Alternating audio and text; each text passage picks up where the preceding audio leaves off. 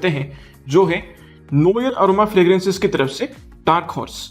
इसका extra perfect concentration है और ये इसका फुल 100 ml बॉटल आपको लगभग 3,500 रुपए के प्राइस रेंज से बहुत इजीली मिल जाएगा।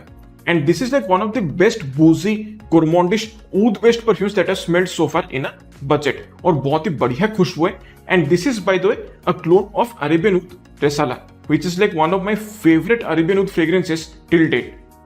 बिल्कुल शुरुआत में जब आप इसे स्प्रे करेंगे तो इसमें एक हल्का सा बिटर चॉकलेटी खुशबू जो है वो प्रोमिनेंटली महसूस होता है। बिल्कुल आप मान लीजिए जो बॉर्नविल डार्क चॉकलेट आता है ना, एग्जैक्टली वैसा ही बिटर चॉकलेटी खुशबू इसका ओपनिंग में पता चलता है।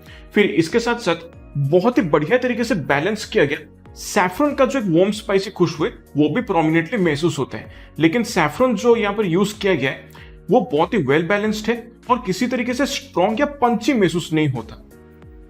फिर इसके बैकग्राउंड में रम का जो एक बूजी खुशबू है वो भी अच्छे तरीके से महसूस होता है और ऑलमोस्ट शुरुआत से लेकर ड्राई डाउन तक ये जो बूजी खुशबू है रम का वो भी प्रोमिनेंटली पता चलता है।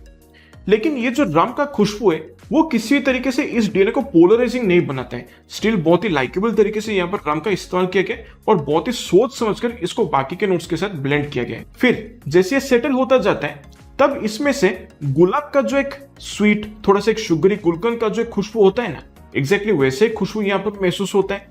और इसके साथ साथ बहुत ही बढ़िया तरीके से एक इंसेंसी और एक बाल्समिक ऊद का खुशबू भी अच्छे से महसूस होता है, काफी प्रोमिनेंटली पता चलता है। और ये जो ऊद है वो किसी तरीके से ओवर पावरिंग या बहुत ज्यादा डोमिनेटिंग महसूस नहीं होता, बहुत ही वेल बैलेंस्ड और एक बहुत ही स्मूथ और एक पॉलिश्ड ऊद का यहाँ पर इस्तेमाल किया गया है। फिर जब ये अपने ड्राई डाउन में चला जाता है तब इसमें कुछ कुछ एम्बरी नुएंसेस महसूस होते हैं। एक क्रीमी मस्की सैंडलवुड का जो खुशबू है वो भी अच्छे से महसूस होता है और एक किस्म का बूजी बर्बन वनीला का जो खुशबू है वो भी अच्छे से पता चलता है और थोड़ा बहुत फ्लफी मस्क भी इसके बैकग्राउंड में कहीं ना कहीं महसूस होता है। सो ऑल इन ऑल देखा जाए एक ही लाइन में अगर मैं इस परफ्यूम को डिस्क्राइब करूं, this is literally classy seduction in a bottle.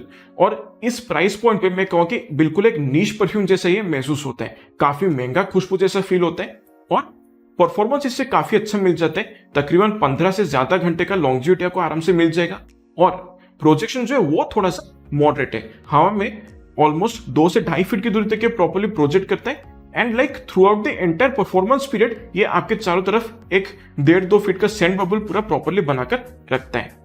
Thick खुशबू है, जब आप मूव करेंगे तो लोग डेफिनेटली इस खुशबू को महसूस कर सकते हैं। सो ऑल इन ऑल देखा जाए तो अगर आपको एक बूजी गोरमॉन्डिश ऊद बेस्ड खुशबू पसंद आते हैं जिसमें कुछ स्पाइसी हल्के फुल्के कुछ फ्लोरल नुएंसेस महसूस होते हैं तो ये परफ्यूम आपको जरूर ट्राई करना चाहिए। And this is literally a hidden gem perfume.